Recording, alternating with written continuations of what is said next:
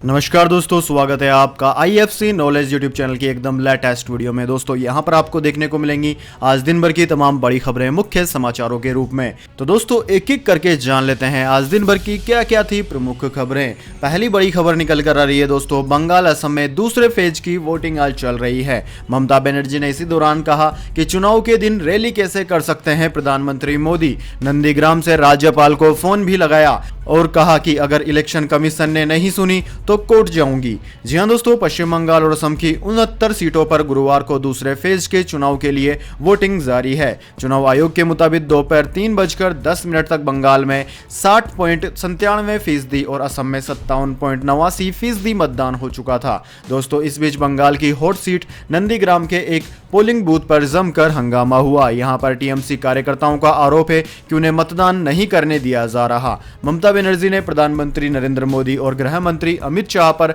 बड़े आरोप लगाए। उन्होंने कहा कि पीएम मोदी चुनाव वाले दिन पश्चिम बंगाल में चुनाव प्रचार कैसे कर सकते हैं। ममता ने आरोप लगाया कि अमित शाह सीधे केंद्र के भेजे सुरक्षा कर्मियों को आदेश दे रहे हैं। ये चुनावी आचार संहिता का उल्लंघन है। इसके बाद मुख्यमंत्री ममता बनर्जी व्हील चेयर पर वहां पहुंची और आम लोगों से बात की। ममता ने कहा कि उत्तर प्रदेश और बिहार से आए लोग माहौल खराब कर रहे हैं, बाहरी गुंडे वोटिंग प्रभावित कर रहे हैं। चुनाव आयोग से कई बार शिकायत की गई लेकिन कोई कार्यवाही नहीं हुई। उन्होंने मामले में दखल देने के लिए राज्यपाल से भी बात की और केंद्रीय बलों की शिकायत की। उन्होंने कहा कि अगर चुनाव आयोग ने कार्यवाही नहीं की तो कोर्ट जाऊंगी। वहीं दोस्तों नंदीग्राम के कमलपुर के पास में भाजपा उम्मीदवार शुभेंदु अधिकारी के काफिले पर हमला हुआ। हमले में मीडिया की गाड़ियों को भी नुकसान पहुंचा है। शुभेंदु ने आरोप लगाया कि यह पाकिस्तानियों का काम है। इसके बाद दोस्तों अगली बड़ी खबर, अमेरिका में पूर्व पाकिस्तानी राजदूत ने कहा 1971 बांग्लादेश नरसंहार के लिए माफी मांगे पाक सेना। जी हां दोस्तों, 2008 से 2011 तक अमेरिका में पाकिस्तान के राजदूत रहे हुसैन हक्कानी ने कहा है कि पाकिस्तानी फौज को 1971 में बांग्लादेश में किए गए नरसंहार के लिए वहां के लोगों से औपचारिक रूप से माफी मांगनी चाहिए। भारत पाकिस्तान बंटवारे के बाद 1947 में पूर्वी पाकिस्तान कहलाने वाला बांग्लादेश 1971 में आजाद होकर संप्रभु देश बन गया था। इसमें देश के स्वतंत्रता सेनानियों और भारत की सेना ने महत्वपूर्ण भूमिका निभाई थी। आधिकारिक रूप से बांग्लादेश का मुक्ति संग्राम 9 महीने चला था, जिसमें करीब 30 लाख लोग मारे गए थे। हजारों महिलाओं के साथ दुष्कर्म हुआ था।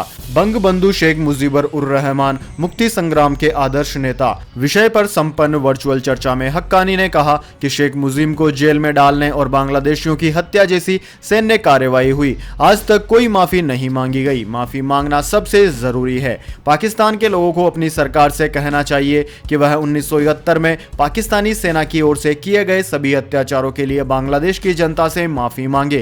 कार्यक्रम का आयोजन बेल्जियम और लक्चरबर्ग में बांग्लादेश के दूतावास और ब्रिसेल्स में यूरोप संघ के मिशन ने किया था। इसके बाद दोस्तों अगली बड़ी खबर, ब्राजील ने भारत की स्वदेशी वैक्सीन लेने से कर दिया इनकार। मैन्युफैक्चरिंग मानकों पर उठाए सवाल। जी हां दोस्तों, ब्राजील के स्वास्थ्य नियामक ने हैदराबाद स्थित भारत बायोटेक के कोरोना वैक्सीन के आयात को मंजूरी देने से इनकार कर दिया है। ब्राजील ने यह फैसला जीएमपी गुड मैन्युफैक्चरिंग प्रैक्टिस नियमों का उल्लंघन करने की वजह से लिया है। दरअसल दोस्तों ब्राजील सरकार ने पिछले महीने भारतीय दवा निर्माता के टीके की 2 करोड़ डोज खरीदने के लिए एक अनुबंध पर हस्ताक्षर किए थे। भारत बायोटेक ने 8 मार्च को ब्राजील में वैक्सीन के आपातकालीन उपयोग के लिए आवेदन किया था। ब्राजील सरकार की तरफ से जारी गजट में कहा गया है कि वैक्सीन निर्माण के लिए गुड मैन्युफैक्चरिंग प्रैक्टिस का पालन नहीं किया गया है, जिस कारण वैक्सीन को आयात की मंजूरी नहीं दी गई। इसके बाद दोस्तों अगली बड़ी खबर, चलती रहेगी पुरानी चेकबुक। पंजाब नेशनल बैंक ने दी खाताधारकों को बड़ी राहत। अब 30 जून तक कर सकेंगे इस्तेमाल। जी हां दोस्तों, पंजाब नेशनल बैंक ने उन खाताधारकों को बड़ी राहत दी है जिनका account oriental bank of commerce और यूनाइटेड बैंक ऑफ इंडिया में है। दरअसल दोस्तों पंजाब नेशनल बैंक ने खाताधारकों के चेकबुक की वैधता 30 जून 2021 तक बढ़ा दी है। यानी कि इन बैंकों के ग्राहक अपनी पुरानी चेकबुक का इस्तेमाल अब 30 जून 2021 तक कर सकेंगे, लेकिन 1 जुलाई से उनकी पुरानी चेकबुक अवैध हो जाएगी। दोस्तों ओरिएंटल बैंक ऑफ कॉमर्स और यूनाइटेड बैंक ऑफ इंडिया का विलय पीएनबी में पहले ही हो चुका है। इसके बाद दोस्तों अगली बड़ी खबर, बॉलीवुड ड्रग्स केस में बड़ा खुलासा। एनसीबी को था शक कि अर्जुन रामपाल दक्षिण अफ्रीका भाग सकते हैं। इस केस में अभी तक किसी को क्लीन चिट नहीं।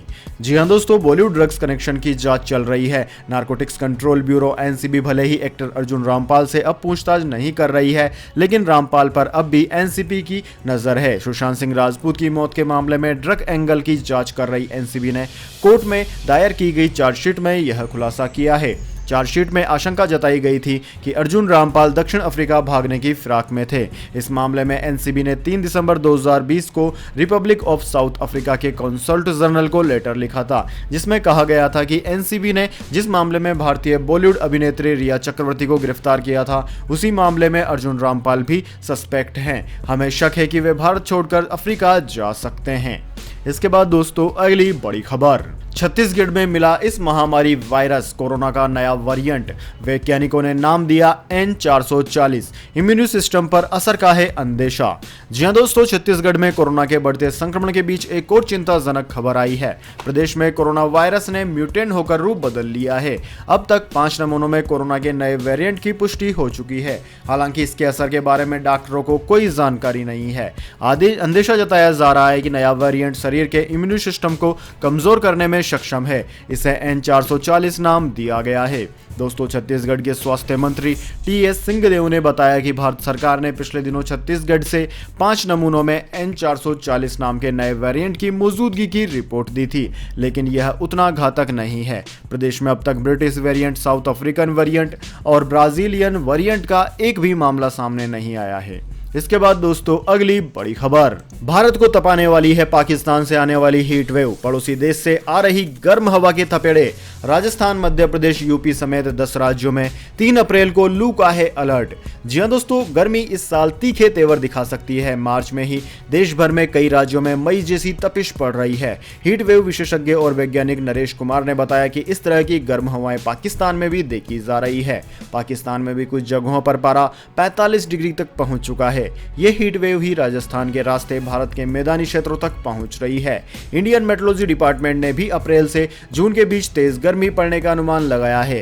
दोस्तों, राजस्थान सहित कुछ राज्यों में पारा 40 डिग्री के पार हो चुका है। आईएमडी यानी कि इंडियन मेट्रोलॉजी डिपार्टमेंट ने राजस्थान, मध्य प्रदेश, यूपी समेत 10 राज्यों में 3 अप्रैल को हीट वेव चलने का अलर्ट जारी किया है। इसके बाद दोस्तों अगली बड़ी खबर, दुनिया के लिए खुली चीन की स्काई आई कही जाने वाली सबसे बड़ी दूरबीन। जी हां दोस्तों, फैइचिंग में 30 मार्च की रात 12 बजे से विश्व की सबसे बड़ी दूरबीन फास्ट औपचारिक रूप से विश्व के लिए खुल गई है। इस दूरबीन के खुलने से यह स्पष्ट है कि चीन अंतर्राष्ट्रीय विज्ञान जगत के साथ सहयोग को मजबूत करना चाहता है। दोस्तों, चीन के पास फास्ट का स्वतंत्र बौद्धिक संपदा अधिकार है। इसका संचालन शुरू होने के बाद यह दूरबीन स्थिर रूप से काम कर रही है। वहीं इसके ढूंढे हुए पल्सरों की कुल संख्या 300 हो चुकी है। इसके साथ ही तेज रेडियो आवृत्ति को लेकर भी महत्वपूर्ण उपलब्धियां हासिल हुई है। इसके बाद दोस्तों अगली बड़ी खबर, अमरनाथ यात्रा के लिए शुरू हुआ रजिस्ट्रेशन। जी हां दोस्तों, अमरनाथ यात्रा के लिए पंजीकरण की प्रक्रिया आज शुरू हो गई है। 28 जून से शुरू होने जा रही यात्रा के लिए श्रद्धालु आज से देश भर के 446 बैंक शाखाओं में अग्रिम पंजीकरण करा सकेंगे। दोस्तों, आपकी जानकारी के लिए बता दें, कोरोना महामारी की वजह से पिछले साल 2020 में यात्रा रद्द कर दी गई थी। वहीं इससे पहले साल 2019 में भी आर्टिकल 370 के हटने के बाद सुरक्षा कारणों से यात्रा को बीच में ही रोकना पड़ा था। जम्मू कश्मीर के उपराज्यपाल मनोज सिन्हा की अगुवाई में यात्रा प्रबंध देख रहे अमरनाथ साइन बोर्ड अधिकारियों को उम्मीद है कि इस साल 56 दिन चलने वाली यात्रा के दौरान 6 लाख श्रद्धालु जम्मू कश्मीर आएंगे, जो यहाँ के पर्यटन उद्योग को मजबूती देंगे। इसके बाद दोस्तों अगली बड़ी खबर, शेयर मार्केट जोरदार तेजी के साथ हुआ बंद। सेंसेक्स फिर 50,000 के पार। मेटल बैंक शेयरों ने मचाया धमाल। जी हां दोस्तों, भारतीय शेयर बाजार आज शानदार तेजी के साथ बंद हुआ है। सेंसेक्स 521 अंकों की मजबूती के साथ 50,030 पर बंद हुआ। निफ्टी भी 170 अंकों की मजबूती के साथ 14,867 के स्तर पर बंद हुआ है। दोस्तों, शेयर बाजार की शुरुआत आज तेजी के साथ हुई थी, जो कि अंत तक जारी रही। आखिरी घंटों में बाजार में खरीदारी और बढ़ गई। सेंसेक्स के 30 शेयरों में से 25 शेयर हरे निशान पर बंद हुए, जबकि निफ्टी के 50 शेयरों में से 41 शेयरों में तेजी रही। बाकी 9 शेयर लाल निशान के साथ बंद हुए हैं। वहीं दोस्तों इंट्राडे के दौरान निफ्टी 14,700 के नीचे भी फिसला था, लेकिन तुरंत ही रिकवर हो गया। बाजार की तेजी में ICICI bank, Kotak Mahindra bank, Infosys, Reliance industries, HDFC और एक्सिस बैंक का बड़ा रोल रहा। तो दोस्तों यह थी आज दिन भर की तमाम अब तक की बड़ी खबरें। अगर दोस्तों वीडियो आपको पसंद आई है तो वीडियो को ज्यादा से ज्यादा लाइक और शेयर करें, और दोस्तों इस तरह की काम की खबरें देखते रहने के लिए हमारे यूट्यूब चैनल IFC नॉलेज को सब्सक्राइब कर लीजिए और बेल आइकन भी दबा लीजिए। और कमेंट बॉक्स में लिखकर बताइए कि आप कौन से राज्य के समाचार ज्यादा सुनना चाहते हैं। धन्यवाद।